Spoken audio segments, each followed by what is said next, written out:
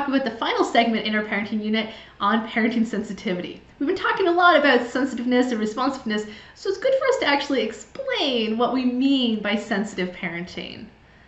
And so parental sensitivity is the idea that you are attending and paying attention to the kids. You're not just on your cell phone all the time or reading the newspaper or chatting with other people, but you're actually attending to the kids and making eye contact. That you're actually getting down and playing with kids in an age-appropriate manner.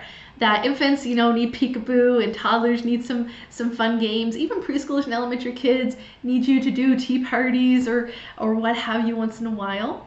And so actually attending and playing with your kids matters. And maybe you're not the most playful person, but even like reading books or doing science experiments with your kids definitely matters. We know that responding to their emotional bids. So what is an emotional bid? An emotional bid is when somebody says something or initiates something looking for you to respond. So it's the idea that a kid may say something like, "Oh, I can't do this on my own." They're looking for someone to say, "Oh, I can help."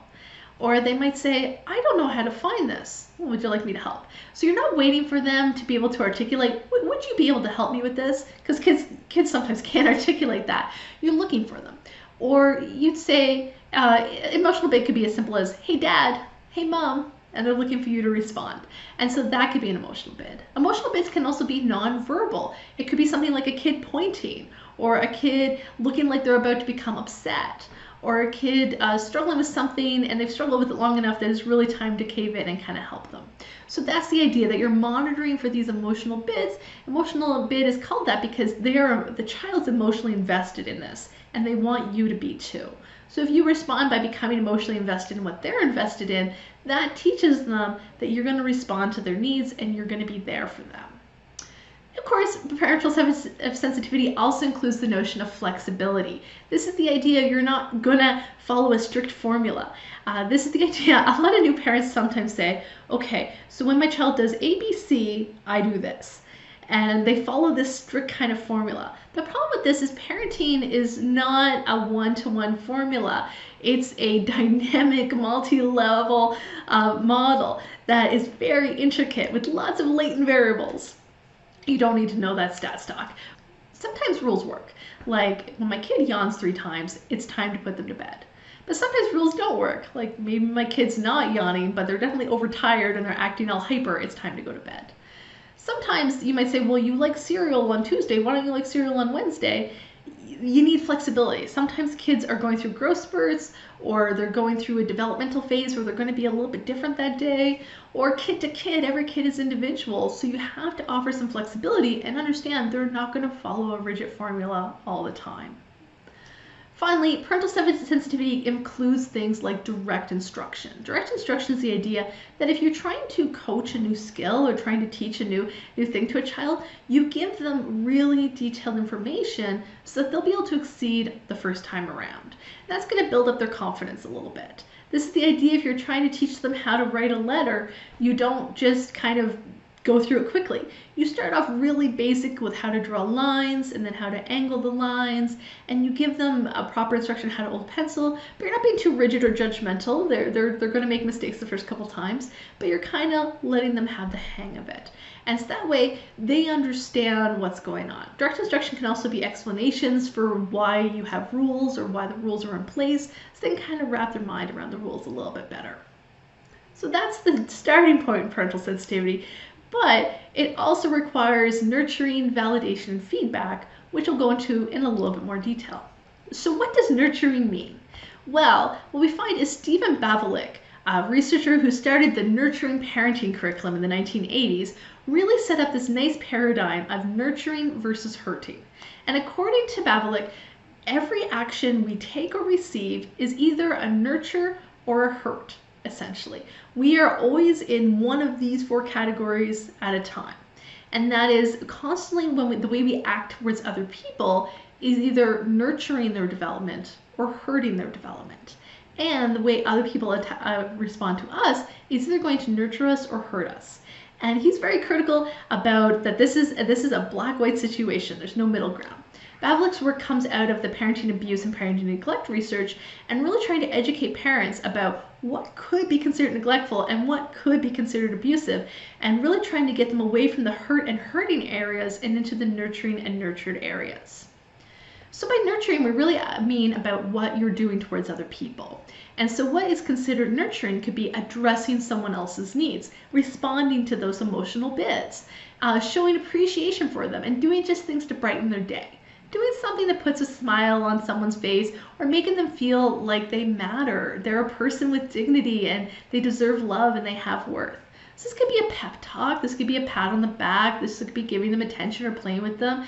This could be just dropping your cell phone for a couple minutes and listening to what they have to say. That could be nurturing. Things like holding a door for a stranger or being polite, giving eye contact and nodding. These are all nurturing things. And now nurtured is what you receive from others. So you feel nurtured, or other people feel nurtured, when they feel like they're being taken care of, when they're being complimented, when they're receiving attention and love, and they're receiving respect and appreciation. So for me, this is the idea: if I wake up and somebody's made me a plate of pancakes, I feel nurtured that day. Or somebody comes and gives me a compliment or says they appreciate my work, or I get some for a reward, I feel nurtured in that way. Oftentimes we feel that we don't need to nurture others, they should just know they're good, but that's not actually how our brains work. We want to feel like we matter. We want people to make it explicit.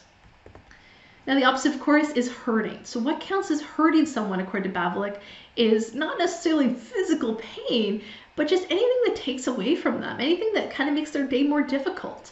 So inconveniencing or displacing others, kind of putting them behind you. This could be rushing to get on transit and not waiting in line and kind of pushing others out of the way. Anything that little tiny inconveniences, closing the door in someone's face at the last minute. Criticizing or condemning someone and being overly critical. We're going to talk in a moment about nice ways to be critically constructive, but there are ways when you're criticizing someone, you are taking them down a peg, and that is hurting them. Any type of passive aggressiveness. And this could be the idea that if two people are co-parenting and the baby poops in the diaper and you don't change it, you're waiting for the other person to change it, that's passive aggressiveness. You're hurting your partner and you're hurting the kid who's in a poopy diaper. It's just plain old inconsiderateness. Maybe you considered someone's feelings and you decided you're not going to pay attention to their feelings, or maybe you just didn't consider it and you didn't realize that they needed attention. That's still hurting them. Ignoring and excluding them. And now this is where some developmental psychologists say that sometimes ignoring kids can be helping them in the long run. If a kid perhaps age appropriately, they need to struggle, they need to learn a little bit of grit and perseverance, sometimes teaching them that could be nurturing them, as long as they're safe and they're not at any legitimate risk to themselves. But when they actually need you, when they're actually at the frustration point, they're going to have a meltdown, ignoring them, excluding them, that would definitely be hurting them. Any type of greed or impatience or selfishness, that would be considered hurting another person.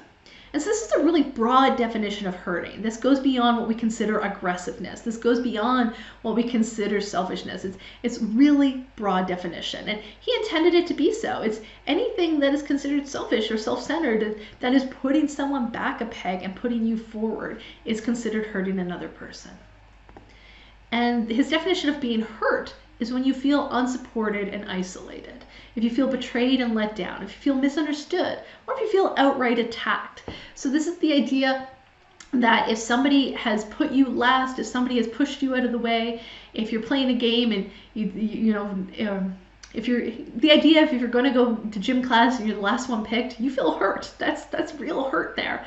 If you just feel like no one's listening to you, that's the definition of hurt.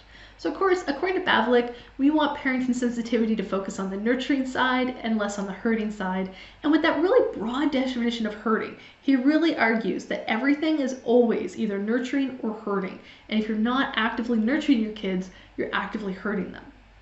It's a controversial viewpoint, but it's really helped us when focusing on children who have experienced abuse or neglect, or trying to educate parents on what they are doing may not be the most adaptive for their kids. Next up, we're going to talk about validation, and there's lots of ways to validate your kids. This is not an exhaustive list, but just to give you a brief tasting. Kids need validation, and that could be responding to emotional bids, but it can also be more explicit stuff. You might find that once they're a preschool or early elementary child, they talk a lot and they might shout a lot and they might start doing things for attention because they want that validation and attention. So How can you do it? Well, you can ask a starting question. Just ask them how they're doing. Give them that attention and ask them how they're doing. We also find kids respond quite well to statements that start with I notice. So instead of saying, oh, you drew those pictures, I noticed you drew those pictures. Putting the I noticed in there makes the kids feel more valued, makes them feel like, oh, the spotlight was on me. And so saying, oh, you cleaned up your room, great. I noticed you cleaned up your room. It's not just stating the fact now, it's stating your perspective.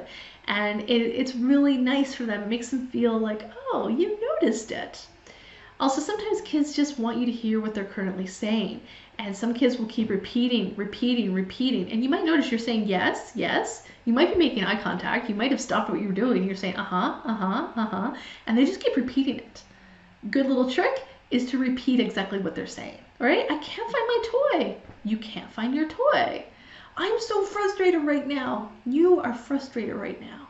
Listening, labeling their emotions, labeling what they're saying, just making them feel like they're being heard can really go a long way. And when you're going to listen to your kids, I know it's exhausting, especially if you are homeschooling during coronavirus and your kids are around 24/7 and they might talk 23/7.